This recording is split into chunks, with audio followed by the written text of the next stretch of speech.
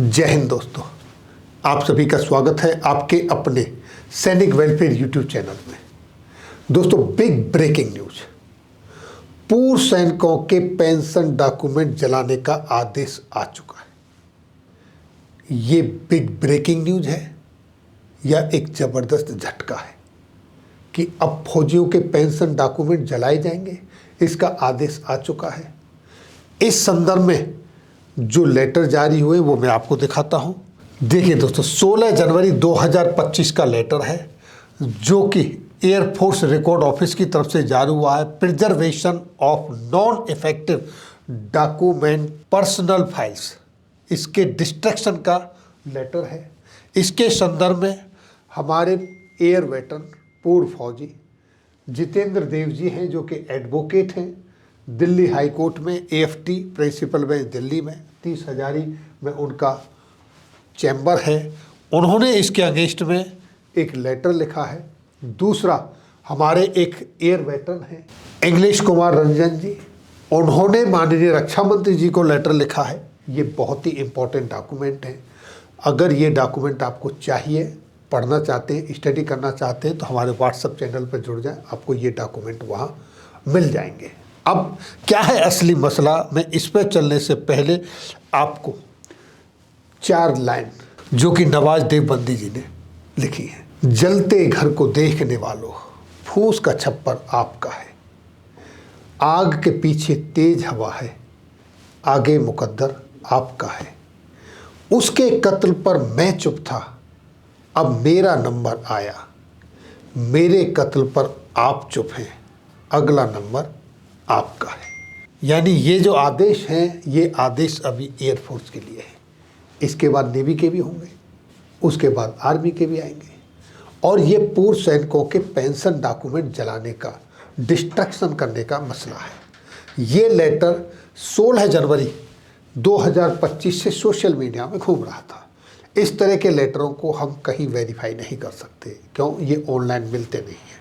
ये letter social media में था, मैंने भी इसको 2-3 बार देखा, लेकिन यकीन नहीं हुआ कि ये ओरिजिनल है। लेकिन जब रेस्पॉन्सिबल हमारे एयर वेटरन ने इसके अगेंस्ट में एयरफोर्स रिकॉर्ड ऑफिस को लेटर लिखा, क्या लेटर लिखा? In connection to the destruction of air warrior service documents beyond 5 years, instructions of 25 years. इस तरह का जब लेटर लिखा, तब ये कंफर्म हुआ कि यस, ये डॉक्यूमेंट असली हैं। तो इसलिए अब मैं आपके लिए ये डॉक्यूमेंट पर एक इन्फॉर्मेशन लेकर आया हूँ, ये आपको जानना चाहिए। और ये है सब्जेक्ट, यहाँ पर कुछ रेफरेंस दिए गए हैं और रेफरेंस में ये कहा गया है कि 25 साल तक डॉक्यूमेंट प्रिजर्वेशन जो करने का आदेश था, अब तक जो वहाँ पर इनके रिकॉर्ड ऑफिस में पेंशनर्स के डॉक्यूमेंट 25 साल तक प्रिजर्व होते थे और उसके बाद डिस्ट्रॉय किया जाता उनको। लेकिन अब उसको 25 साल की बजाय 5 साल में ही उनको डिस्ट्रॉय करने की बात कही गई है, विद इन 5 ईयर्स ये बात की गई है। और इसके लिए इन्होंने ये देखिए यहाँ पर प्लान भी बनाया है, शेड्यूल भी दिया है कि किस तरीके से इनको डिस्ट्रॉय किया जाएगा। Destruction of non effective files beyond 5 years from discharge of air warrior, यानी जिस दिन आप रिटायर्ड आ गए उस दिन से 5 साल के बाद आपके डॉक्यूमेंट को अब डिस्ट्रॉय करने का आदेश निकाला गया है।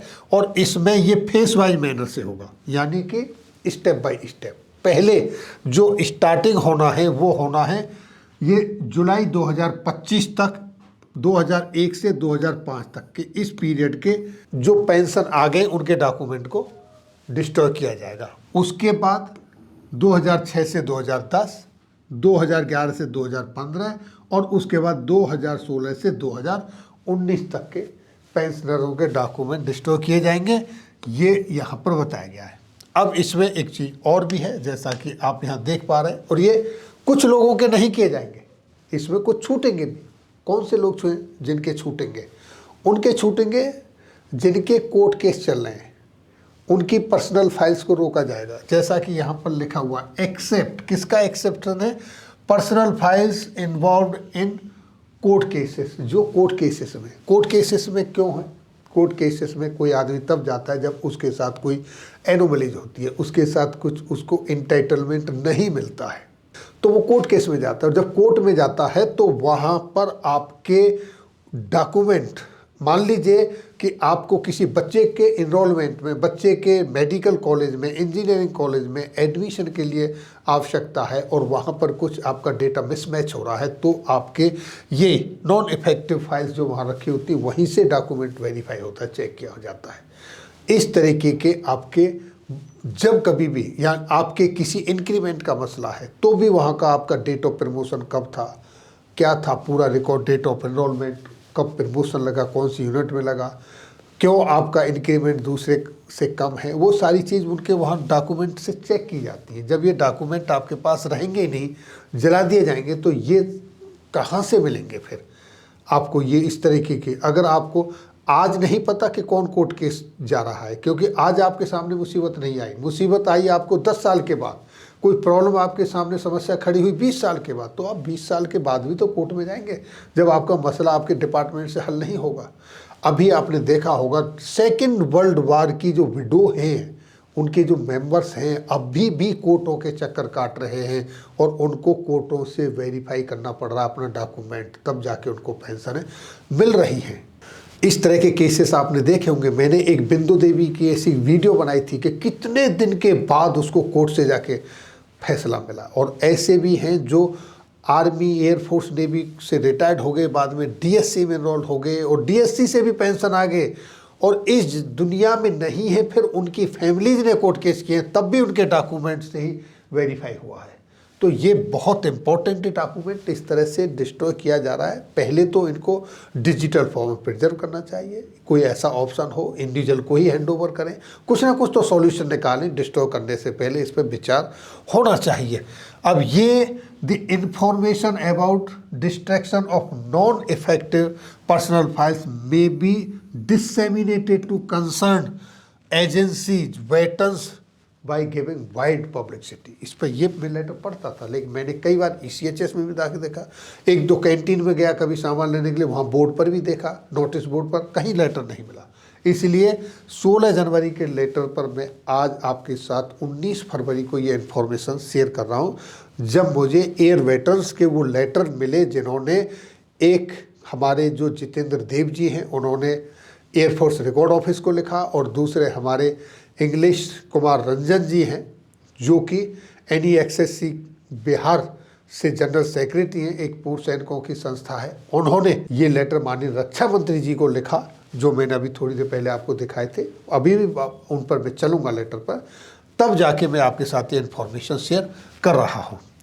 अब ये giving wide publicity through all existing forum, publicity की बात करें तो हमको कहीं नज़र नहीं आए, और अभी भी कितने ऐसे हमारे पूर्व सैनिक हैं, एयर वेटरन्स हैं, जिनको मिले भी नहीं होंगे, उनको पता भी नहीं होगा कि उनका डॉक्यूमेंट डिस्ट्रॉय हो रहा है। तो अब ये आपकी रेस्पॉन्सिबिलिटी है कि इन डॉक्यूमेंट्स को कैसे बचाया जाए। क्या ज़रूरी है, गवर्नमेंट एक अच्छा काम भी कर रही होगी तो आपकी उससे कन्विंस किया जाए आपको क्यों इनको डिस्ट्रॉय करना चाहते हैं।